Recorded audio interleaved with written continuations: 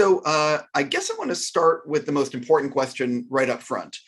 Is today during this interview the moment where you want to talk about a possible spin-off or solo movie or anything that will keep this thing going? Because, why not? No one's recording anything.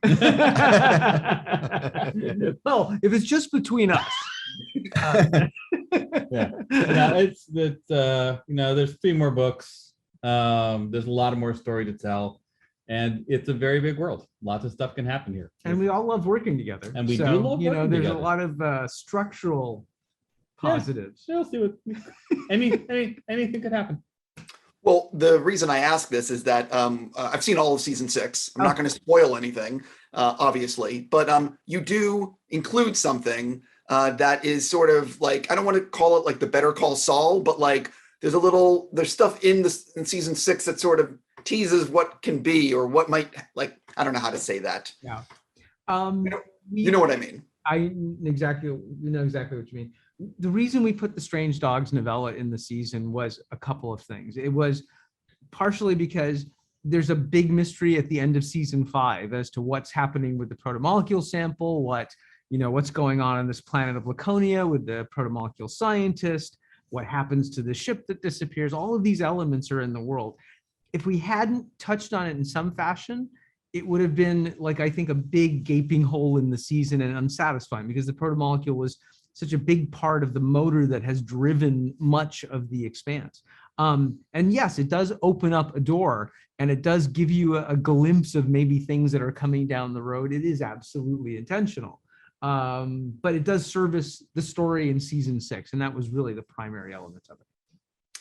The season is 6 episodes, and I'm curious, did you guys decide on the 6 episodes because of like a budgetary thing? Was it what Amazon said? What is it you guys said? I think it's going to be 6 episodes. Like, how did that decision get worked out? That is way above our pay grade. Oh, so far. As Naren pointed out earlier, that is a studio and network conversation.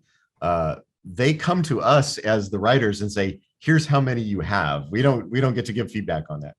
Yeah, the way it was brought to us really was because we had always, our minimum was 10 episodes up until this point. And so for a lot of factors, I'm sure budget was one of them. I'm sure time, in terms of time to getting the shows back on the air and production and everything else, they came to us and said, can you tell the story of season 6 in 6 episodes? And, we had probably mentally in our minds, we had probably thought 10 episodes would really be ideal, or we just got used to that pattern. So it did require some thought. I mean, it did require what are we going to keep in? What are we going to, have to let kind of go by the wayside? But I think at the end of the day, I think we're happy with the way this turned out. It's a good, compressed, consistently tense run through the season, and it keeps building. And that's actually, I think, a really good thing. Oh, 100%. And the other thing is that, like, in all seriousness, I'm so thankful for them putting this on the air that if they had said you need to do it in a 2-hour movie, I would have said, yeah, that sounds great. But whatever you know what I mean? I'm just so thankful that you guys got to tell a final season. You know what I mean? Absolutely. Oh, no. There were times in previous seasons where people would come and say, do you think there's a way you could kind of just pull it all together at the end of this season and just make a satisfying ending right here? And we were like, no, that can't happen. That's not a thing. So, I mean, there were 2 times where we felt like we could. We felt like we could deliver a season 3 that had a lot of possibility for new stories, but felt satisfying. No, unsatisfying. Yeah, what it felt. But an ending. Yes, but an ending. And then season 6 is the other place. So those are the 2 places where you can kind of ramp off the story. Mm-hmm. Yeah. What do you guys think it is? I mean, I'm obviously a big fan, and there's a lot of very passionate fans out there. What do you actually think it is about The Expanse that has pulled, that is, why so many, I'm looking for the right word, but why so many people have responded to it and are so passionate about it? I want to tell this story about season 1 really quick, because I think this is the answer. They did one of those word cloud things where they polled a bunch of people who had watched the first 10 episodes the first season, and ask them, what does this most remind you of? And then the words would be the size depending on how many people said that thing. And there was a few Battlestar Galacticas, and there was a few Star Treks, and there was, and they were kind of small. The biggest word on there by far was nothing. People watched it and they hadn't ever seen anything like it before. And I think really that's our strength. That's the thing that keeps the fans passionate, is you when we're not around, there's not another thing you easily slot in to replace us, because there's nothing else really like us. I think that's true for the show. For the show, that's definitely. true for the show. I think weirdly it's exactly the other way for the books. I think the books we went into having, we both grew up on 70s science fiction. We both grew up on Bester and Clark and Heinlein, and some of those have aged really well, and some of them have not. And a lot of what we were doing with the books was trying to take the spirit that we loved from those books when we were kids and remaking them in a way that's accessible to people now and accessible to us now, in the way that the old stuff sometimes didn't work. I obviously could, I don't know how much you guys want to say about season 6, so I'll just say for the fans, what do you want to tease people about season 6? Tease people about season No, 6. I'm not going to tease. I'm going to say the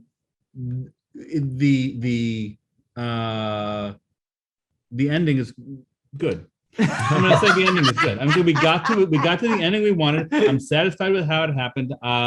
I've heard a lot of panicky responses around the number 6 and the end of a season of a long-running show, and people imagining the worst. And I just want to say it's going to be all right. It's going to be okay. Well, I'll echo. I've seen episode 6. People are going to be okay. I mean, like you don't have to worry. But that actually leads me to I do want to talk about episode 6, not in specifics though, but how tough was it to actually write that episode in comparison to all the others? Because this is the final chapter. This is where you kind of have to tie loose strings together, and also how much do you want to say? You know what I mean? Everything that goes into a finale. It's a tremendous amount of care and effort, and it was actually complicated by the fact that we shot episode 1 and episode 6 at the very beginning of the season. Yeah. Breck Eisner did the blocks, so we actually shot the beginning and the end simultaneously. So that script had to get done right, and so we had written drafts of all of the other episodes, but they weren't finished, but episode 6 had to be finished at the very beginning.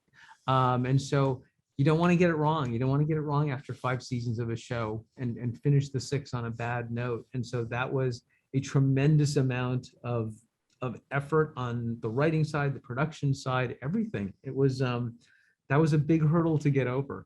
I would say we had an advantage this season in the writing that we didn't have in the earlier seasons, which is the core writing team had been working together for 6 years at that point. That's right. And every episode is always a team effort from the writer's room, but more than any other season, these were really team written scripts. It was such a great collective effort, because everybody really was committed to the idea of doing justice to the characters that had been in the show for this length of time. And that was really the overriding thing.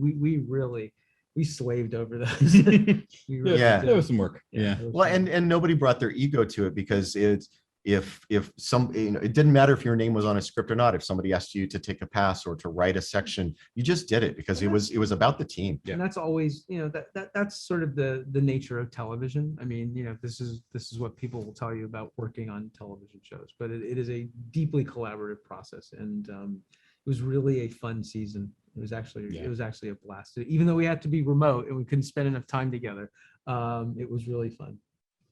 I don't want to say how long it is, but the last episode is the longest of the season. With this being streaming, can you sort of talk about, did you end up having like a longer cut of that episode? How does it work in terms of like deleted scenes and stuff? I'm sort of curious. I'm not a big believer in deleted scenes, because that usually means we've done our job wrong. But on the story side, that episode was designed to be a big episode. It was designed to be, it's like almost 65 minutes long. It was designed to be that way. We knew it was going to be about an episode and a half, and it's written accordingly. Yeah, so that was part of the plan. And we were also kind of like, we wanted to kind of go out with a bang. But in the spirit of deleted scenes, there is something. There's this season, there's a series of 5 X-ray extras. Yeah. The little there's 5 little vignettes between the episodes that weren't things that we cut out of the script. These are just to clear, absolutely, these are not deleted scenes. These are specific one act little character plays at the ends of the episodes that illuminate the episodes, and there are 5 of them. And they came together really well. Yeah. I was really impressed by how that worked out. Yeah. I did not know this was coming, and so I still have stuff to watch. That is very You do. They're going to pop up at the end of the episode. So like when the episode's over, you do a pause and the X-ray thing will come up, and that's how you'll access them. Again, without getting into spoilers, how much did you debate that the final shot of episode 6? Did you always know what that shot was going to be? Oh yeah. It's written on the page. The way it is written is the way it looks. Yeah. Almost exactly. Am I remembering it? Did Daniel pitch that? Oh yeah. Shot, no, right? I've been fighting for that one since the beginning. Yeah. Yep. No, that was the ending I wanted. I've never been on any of the sets, and so I am curious if you could have kept something like one of the sets from The Expanse in like your backyard, or some location near where you live. Which is the one set you would have wanted to keep, and why? The Rossi. Yeah, no, you got to keep the Rossi. You got to keep the bridge of the Rossi. Yeah. It's awesome. It's got the bunk bed thing going on. There's lots of places you can hurt yourself. Lots of places you can hurt yourself. There's blood from all of the actors, one place and another, where they wang their heads on things. I feel like that's one of those sets that people will be able to identify readily years from now. Yeah. Like when they see the Rossi ops deck, I think I think people will understand that. Did you, on the last day of filming though, like go into the set and sort of just like rip out chairs and say, "This is coming home with me"? No, we didn't get to go on set this year because of COVID. All we could do is like look at it from our iPads and Zoom connections. Yeah. That I'm not a fan of that. I need you guys to be able to keep some stuff. I stole a lot of props. But that's what I mean. Yeah. Like, I have the dedication plaque, the original. Yeah. Exactly. I mean, if anyone's going to get stuff, it needs to be you guys. Yeah, I think so. Yeah, we Ty has wet his beak. Yeah, it's gonna be all right. We got some stuff. I take a little tribute. He does. Yeah. And then I just, you know what I mean? Like, I don't know who's going to get mad at you. You know what I mean? If you're like borrow anyway. What are they going to do? Fire us? I mean, it's the last season. We're out of jobs. We're good. So I am curious though, when you're which characters ended up being the toughest to write for, and why? Were there certain storylines that ended up being like more struggling with? Holden is always the hardest character to write, always, because he has the longest arc of character development across the 6 seasons, and often makes choices that are not easy to understand on first viewing. And you don't want your audience confused. You want people to think he's just randomly deciding things. You want the audience to feel like they eventually understand why he does the things that he does. That requires some subtlety. It's a hard character to get right. Yeah, I think Steven got a lot of static he didn't deserve in the first 2 seasons for what was actually a pretty good portrayal of who Holden was at that point. Yeah. And I hope that where Holden ends up here makes those choices clearer and more justified. You can understand better what Steven was up to. Yeah. Oh, I'm already getting the signal. I'm just going to say that, man, I really love the series. Thank you so much for making it. And thank you for giving me your time. No, thank you. This is really fun. Thank you. And go steal some more shit from set. Copy that.